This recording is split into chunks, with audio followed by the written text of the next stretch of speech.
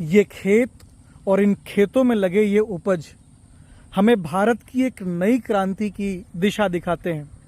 लेकिन फिर भी क्या सरकार के द्वारा लिए गए निर्णय इतने कारगर हैं कि इन किसानों को वाकई में उतनी सुविधा दे पा रहे हैं जितनी उन्हें देना चाहिए?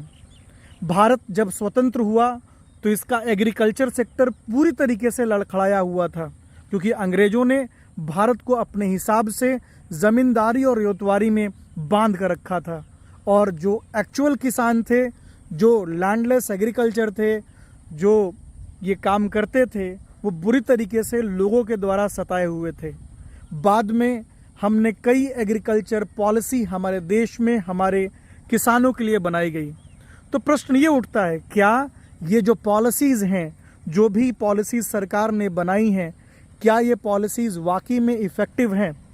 तो आंसर है कहीं नहीं, क्योंकि अभी भी हमारे देश के किसानों को बहुत सारी सुविधाएं नहीं हैं और एक बहुत बड़ा प्रश्न चिन्ह है।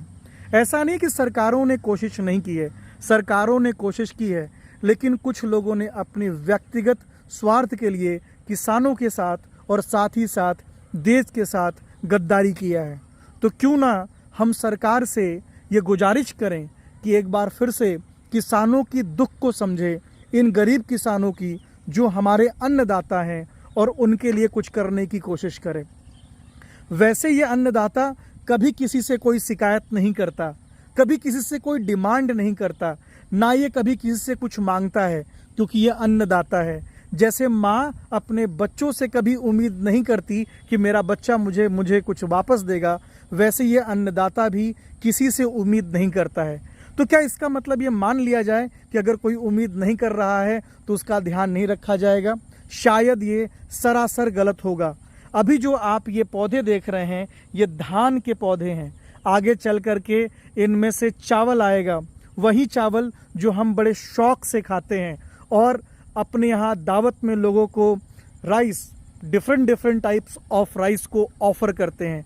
पर क्या ये ऑफ़र जो हम करते हैं किसानों को ध्यान में रखते हैं? नहीं। तो एक बार किसानों के बारे में ज़रूर सोचिए। हे हुजूर, हे सरकार, आप भी सोचिए, और ओ समाज के लोगों, आप भी इन किसानों के बारे में सोचिए और इनके लिए इज्जत अपने दिल में रखिए। जय जवान जय किसान बोलने से, केवल जयकारे बोलने से कोई धार्मिक नहीं हो जाता है ना। उसके लिए दिल के अंदर इच्छा शक्ति रखनी पड़ती है और त्याग रखना पड़ता है। उम्मीद है आप देश के किसानों के लिए त्याग रखेंगे। जय हिंद, वंदे मातरम।